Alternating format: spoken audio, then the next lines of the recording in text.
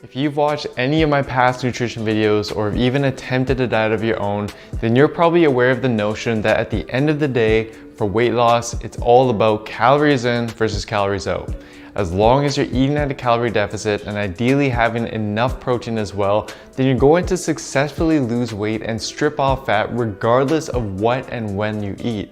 Now, while scientifically speaking, this is true and it is the basic law of thermodynamics, what this simplistic model fails to account for is how the various foods you put into your body actually then go about affecting these two variables. Because research has shown that while yes, at the end of the day, calories are what matter most, if you want to truly lose fat as efficiently and as quickly as possible, then you need to go beyond just calories and instead pay close attention to the types of foods that make up the calories you're ingesting every day and also how you go about ingesting them, as that's what makes all the difference. And in this video, I'll go through 3 swaps that you'll want to make in your diet that accounts for those variables and can enable you to lose fat faster, and then I'll provide you with a sample meal plan that puts all of this together for you.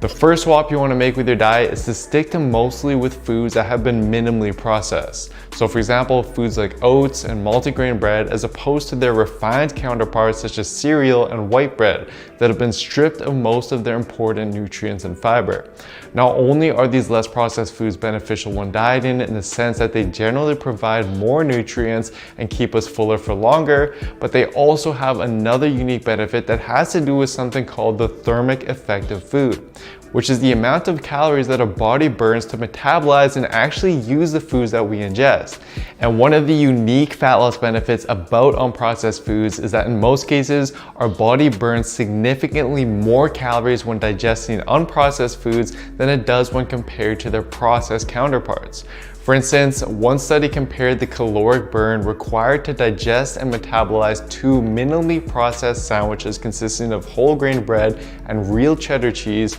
versus 2 highly processed sandwiches that instead consisted of white bread and processed cheese. Although both meals consisted of virtually the same amount of total calories and protein, the more processed sandwich had a 50% lower thermic effect, and as a result, the body burned significantly less calories digesting it than it did with the whole grain sandwiches. Similarly, a 6-week randomized controlled trial had subjects stick to a diet consisting of either less processed whole grain foods such as oats, brown rice, and whole grain bread versus a calorie and macronutrient equated diet consisting of more processed refined grains instead, such as cereal, white rice, and white bread. What they found is that the group that stuck with whole grain foods burn on average roughly 100 more calories per day just from digesting and metabolizing their food than the processed food group did. And to put this into perspective, given that the average person burns roughly 100 calories to jog a mile, you'd essentially be doing the equivalent of jogging an extra mile a day just by choosing to incorporate whole grain, less processed foods as opposed to more processed foods for most of your meals.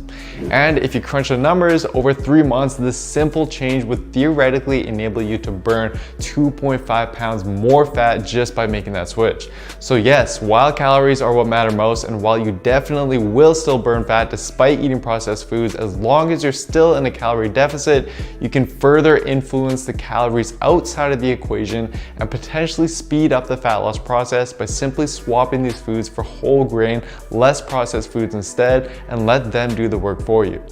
Next, let's dive into how you then go about distributing your meals throughout the day. Because while yes, again, your total daily calorie intake is what matters most for fat loss, it turns out that the manner in which you distribute these calories throughout the day seems to be more important than we've previously been led to believe. Illustrating this is a recent 2020 paper and another similarly designed 2015 paper that compared the effects of using a more front-heavy distribution approach by allocating more calories to breakfast versus a back-heavy approach by allocating more calories to dinner instead. What the researchers found is that subjects using the front-heavy approach not only experienced significantly less hunger and significantly less cravings for sweets throughout the day, but they also experienced greater overall energy levels, meaning that they were able to adhere to the diet more easily and they likely burned more calories throughout the day from fidgeting, walking, and just moving more in general because of their increased energy levels. And in fact, this protocol was also repeated in a longitudinal weight loss study,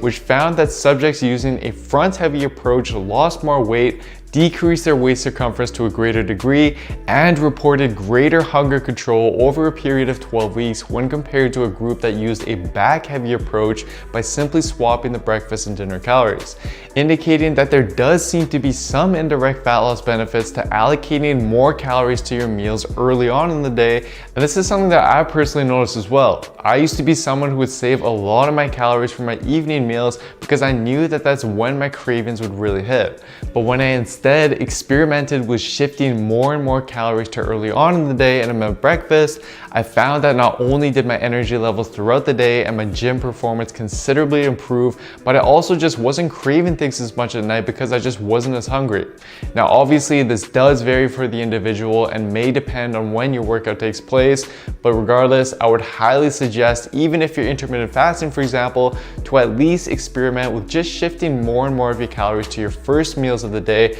as this does seem to have some unique benefits in terms of enabling you to control your cravings, to burn more calories, and potentially create greater fat loss results in the long run as a result. Now, the last swap is something I've covered in my past videos, and it's to not only choose mostly unprocessed foods to include in your diet, but you want to also choose the ones that are highly satiating and proven to do the best job at suppressing your appetite, as this will enable you to better adhere to your diet and minimize any excess snacking you may be doing throughout the day that's sabotaging your calorie deficit. And based on the findings from the Satiety Index, which examined the effects of 38 different common foods on hunger levels, we can clearly see that on a calorie for calorie comparison, some options are just better than others when it comes to controlling your appetite. For example, even with calories equated for, simply swapping whole grain bread for oats instead will provide a 25% greater effect on suppressing your hunger. And similarly, swapping brown rice for whole grain pasta or boiled potatoes instead will provide a 30% or 60% boost in satiation respectively. So what I'd suggest is look over the index and experiment with swapping some of these more satiated foods into your diet and just see how your body and appetite responds.